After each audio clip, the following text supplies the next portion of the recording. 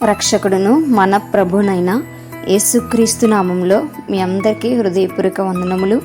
ఈరోజు దేవుని వాగ్దానము సామెతల గ్రంథము 14వ అధ్యాయము 31వ వచనము. దరిద్రుని బాధించువాడు వాని సృష్టికర్తను నిందించువాడు, బీదును కనికరించువాడు ఆయనను ఘనపరచువాడు. హల్లెలూయా. మరి ఇక్కడ భక్తుడైనటువంటి లేదా జ్ఞానవంతుడైనటువంటి సొలొమోను తెలియజేస్తున్నటువంటి మాటలు నిజమే కదండి. మరి ఈ లోకంలో అనేక మంది దరిద్ర స్థితిలో ఉంటారు, అంటే బీదలుగా ఉంటూ ఉంటారు. అయితే అలాంటి వారిని చాలామంది నిందిస్తూ ఉంటాం కదా. కొన్ని సందర్భాల్లో మనం కష్టపడవచ్చు కదా, వాళ్ళు ఎందుకు కష్టపడలేకపోతున్నారని, లేదు అంటే వారిపైన ఇంకా అన్యాయం చేసి వారికి అసలు లేనిటువంటి వారైతే వారిని ఇంకా కూడా దూషించి ద్వేషించేటువంటి వారుగా చాలామంది ఉంటారు. అయితే దేవుని యొక్క వాక్య భాగం ఏం చేస్తుందంటే వారిని అలా చేయవద్దు అని దేవుని యొక్క వాక్య భాగం చాలా సెలవిస్తుంది. చాలామంది దరిద్రుల్ని బాధపడుతూ ఉంటారు, అంటే వారే లేనటువంటి స్థితిలో ఉంటే మరి వారిని బాధించడం, వారిని మరి హేళన చేయడం, వారిని నిందించడం అలాంటివి చేస్తుంటారు.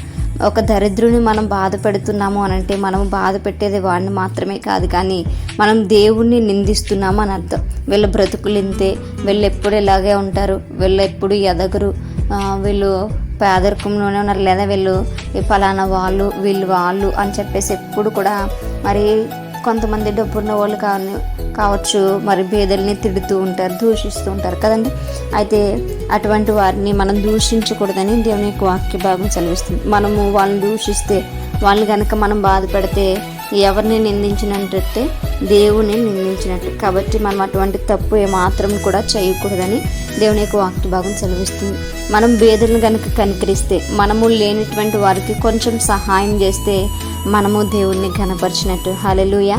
మరి నిజమే, మత్తయి సువార్తలో కూడా దేవుడు సెలవిస్తారు కదా, మరి లేమిలో ఉన్నప్పుడు ఈ నా సహోదరులకు మీరు చేశారు కనుక నాకు కూడా మీరు చేసినట్టే అని దేవుని యొక్క వాక్య భాగం సెలవిస్తుంది.